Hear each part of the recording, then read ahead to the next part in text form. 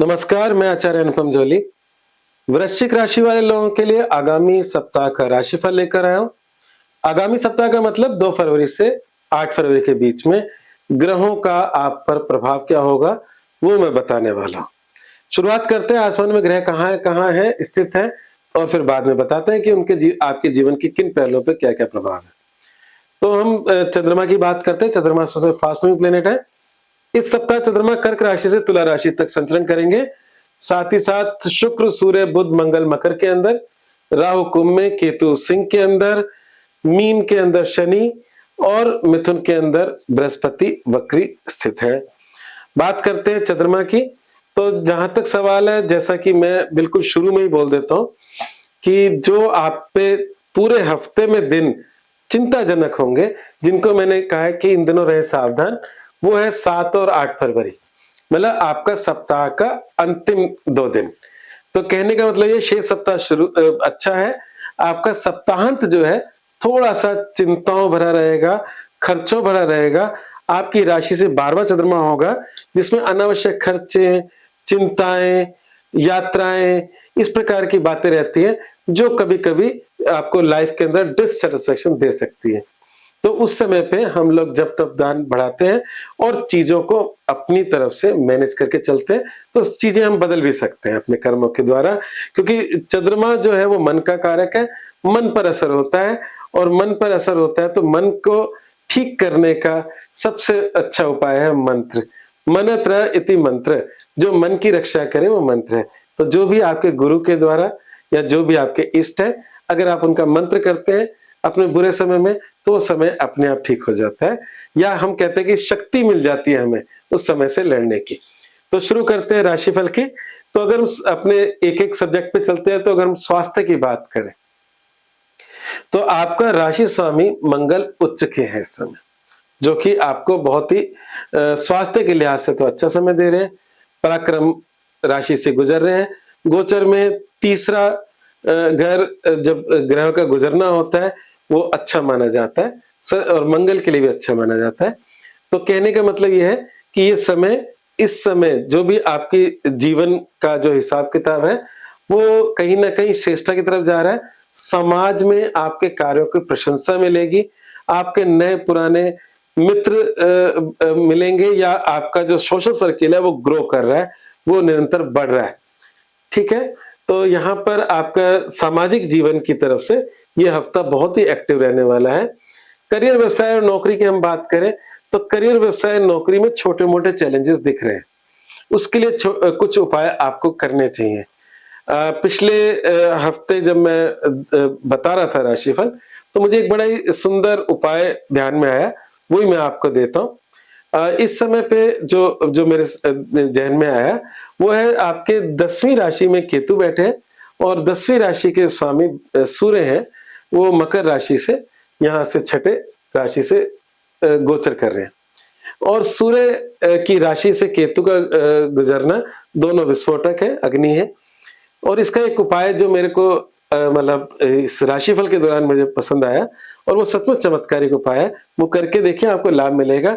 और ये केतु इस साल पर्यंत रहने वाला है, 1.5 साल एक राशि में रहते हैं राहु केतु, तो दिसंबर में चेंज होंगे। तो इसलिए ये उपाय आपको जरूर कर लेना चाहिए। उपाय ये है कि एक मतलब ऑरेंज रंग की पताका झंडे को कहते हैं, जो तिकोना झंडा होता है उसे पताका कहते हैं।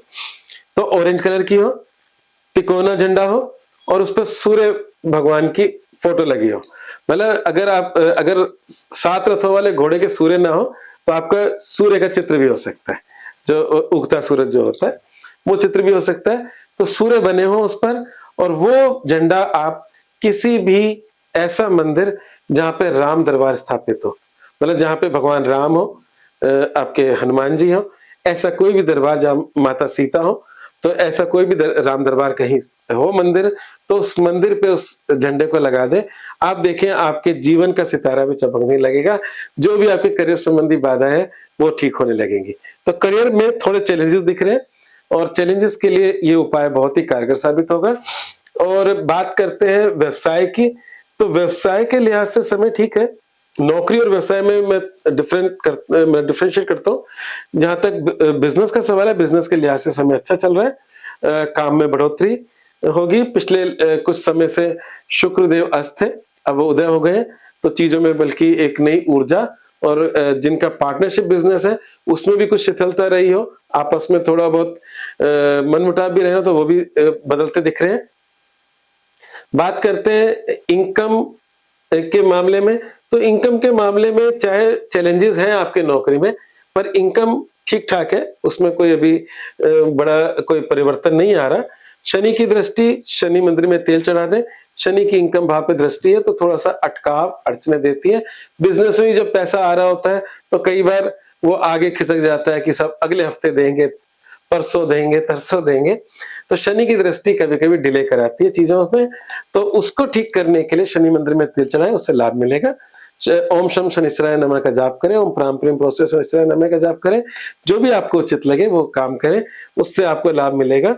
और शनि देव पे तेल चढ़ाना सबसे अच्छी रेमेडी मेरे हिसाब से है, वो अपने जीवन का एक हिस्सा बना सकते हैं।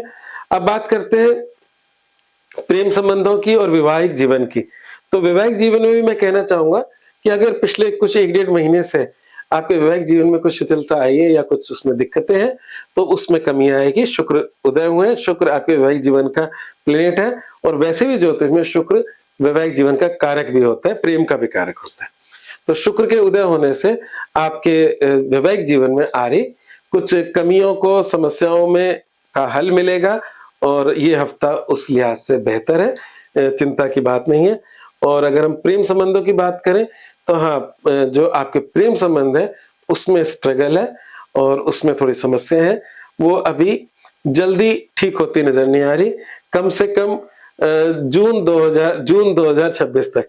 हाँ, जून के बाद जब बृहस्पति चेंज होंगे, तो उसमें एक चमत्कारिक रूप से परिवर्तन आएगा प्रेम संबंधों में, पर अभी समस्याएं बनी हुई हैं, और बल्कि थोड़ा-सा बिगड़ी हुई कह सकते हैं हम इसे। तो आगे बढ़ते हैं, आपके एजुकेशन की बात करें, तो एजुकेशन के मामले में भी आपको थोड़ा-सा मतलब परिवर्तन की ज़रूरत है, कुछ उपायों की ज़रूरत है। पढ़ाई में मन शायद ना लग रहा हो अभी, तो उसके लिए आप नॉर्थ ईस्ट में अपना कमरा पढ़ाई का बना सकते हैं, और नहीं तो सबसे अच्छा कमरा है आपका वेस्ट और साउथ वेस्ट के मध्य के अंदर अगर कमरा मिल जाए, पूर्वमुखी होकर आप पढ़ाई करें, आपको खूब अच्छे से पढ़ाई होगी। साथ में आपको गुड़ और चने की दाल गाय को डालना शुरू करें, उससे भी आपके इस उपाय से भी आपके जीवन में शिक्षा संबंधी अड़चनें कम होने लगेंगी, पर अभी उसमें भी थोड़े बहुत डिस्टर्बेंस दिख रहे हैं। बात करते हैं भाग्य की, समाधान तो बाद में आएगा ही आएगा। तो भाग्य के लिहाज से समय इस समय परिवर्तनकारी है, और परिवर्तन पॉजिटिव है, और आपके चतुर्ग्रही योग पराक्रम भाव से भाग्य भाव पे को आशीर्वाद दे रहे हैं। तो मुझे ऐसा लगता है कि कई प्रकार के जीवन में नई चीजें भी ऐड हो रही हैं, और हालांकि बहुत स्ट्रांगली नहीं, हल्के रूप में हो रही है। उसमें से आपको चुनना होगा कि किस चीज को हम अपना मुख्य बनाएं। तो कुछ आपके लाइफ के अंदर कुछ परिवर्तन के इन्फ्लुएंसेस आ रहे हैं, उसमें से आप अपना चुनकर उसको आगे बढ़ा सकते हैं। अगर समाधान की बात करें, तो देखिए, समाधान में हमने बताया शनि मंदिर में तेल चढ़ाएं, तो ये शायद मैं पहले भी जिक्र कर चुका हूं अभी थोड़ी देर पहले। और मूल मंत्र है, आंतरिक व बाह्य यात्राओं से ही जीवन में श्रेष्ठता आती है। ये मैंने क्यों कहा? क्या होता है, कभी कभार हमारे पास अपॉर्चुनिटीज होती है और हम जाते नहीं है, तो हम कई बार अपने होम सिक हो जाते हैं, या अपनी जिस नौकरी में अटके हुए वहीं अटके रहते हैं। हम किसी प्रकार का परिवर्तन से परहेज करते हैं, डरते हैं। आंतरिक का मतलब मतलब आध्यात्मिक उन्नति से है, और बाह्य का मतलब हमारे संसारिक भागदौड़ से है। तो आज जिसे हम वेदों में कहा है चरैवेति चरैवेति, मतलब चलना ही जीवन का एक मूल सिद्धांत है। तो अगर हम अपने लाइफ के अंदर थोड़ा बहुत मूवमेंट्स रखेंगे, तो आपको नए आयाम खुलते दिखेंगे।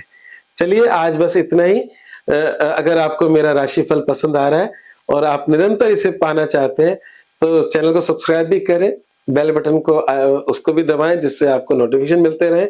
आज बस इतना ही। धन्यवाद।